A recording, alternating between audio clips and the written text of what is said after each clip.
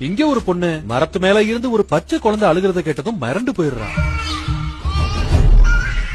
அன்னைக்கு தன்னோட கணவர் வீட்டுக்கு வந்து சேர்ந்ததும் நடந்த விஷயத்த சொல்ல அவருமே அந்த மரத்தை சுத்தி முத்தி போய் பார்த்துட்டு அதெல்லாம் ஒண்ணும் இல்ல, மரத்து மேல எப்படி பச்சை குழந்தை இருக்கும், இதெல்லாம் உன்னோட பிரம்ம, கண்டதையும் யோசிக்காம கிளம்புன்னு சொல்லி அவளை சமாதானப்படுத்துறாரு. ஆனா அன்னைக்கு ராத்திரியே திரும்பவும் அந்த குழந்தை அழுகிற சத்தம் கேட்டதும் அவருமே அவ சொன்னது உண்மைதான்றது புரிஞ்சுக்கிறாரு. உடனே போன் பண்ணி தன்னோட சொந்தக்காரங்களை எல்லாம் கூப்பிட்டு வர வச்சு எல்லாருமே சேர்ந்து மரத்தை போய் பாக்குறப்ப திரும்பவுமே அந்த சத்தம் கேட்டதும் அத்தனை பேருமே பயந்துடுறாங்க.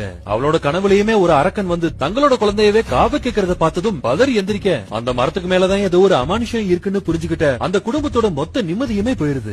முள்ளாலதான் எடுக்கணும்னு முடிவு பண்ணவங்க அடுத்த நாள் ஒரு சாமியார கூப்பிட்டு யாகம் நடத்தி மந்திரம் எல்லாம் ஓதி பிள்ளைய காவு கேட்கிற அந்த அரக்கனுக்கு ஒரு தென்னங்கண்ண காணிக்கையா கொடுத்து அந்த அரக்கனோட பசிய சாந்தப்படுத்துறாங்க. எல்லாம் முடிஞ்சு நிம்மதியா படுத்து தூங்கிட்டு அடுத்த நாள் காலையில சீக்கிரமே எந்திரிச்சவ கொல்லப்புறத்துக்கு போய் பாக்குறப்ப திரும்பவும் அந்த குழந்தை அழுகிற சத்தம் கேக்குது. அதே நேரத்துல அங்க வந்த மரம் ஏற ஒரு ஆளும் எவ்வளவு தடுத்தும் கேட்காம அந்த மரத்து மேல ஏறாரு. போச்சு, பேய் இருக்கிறது தெரியாம அந்த மரத்துல ஏறான். இன்னைக்கு அவன் செத்தாண்டான்னு நினைக்கிறப்ப திரும்பவும் அந்த ஆளு கீழே இறங்கி வராரு. அப்ப அது வரைக்கும் மரத்து மேல கேட்டுக்கிட்டு இருந்த அந்த குழந்தையோட சத்தம் இப்ப அந்த ஆள் கிட்ட இருந்து கேக்குது. அந்த ஆள் உடம்புல பேய் புகுந்துருச்சுன்னு நினைக்கிறப்ப அவர் தன்னோட போன் எடுத்து ஒரு பட்டன் அமுக்கினதும் அந்த அழுகு சத்தம் அப்படியே நின்றுது. ஹலோ, போனை எடுத்துட்டேன், அன்னைக்கு தெரியாம மரத்து மேலேயே வச்சுட்டு எந்த மரம்ன்றத மறந்துட்டேன், இப்பதான் எடுத்தேன், நான் கிளம்பி வரேன்னு சொல்லிட்டு அவர் அங்கிருந்து போக இத்தனை நாளும் தாங்க குழந்தை அழுகிற மாதிரி இருக்கிற ஒரு போனோட ரிங்டோனை கேட்டுதான் மிரண்டு போயிருந்தோன்றத நினைச்சு ரெண்டு பேருமே தலையிலேயே அடிச்சுக்கிறாங்க.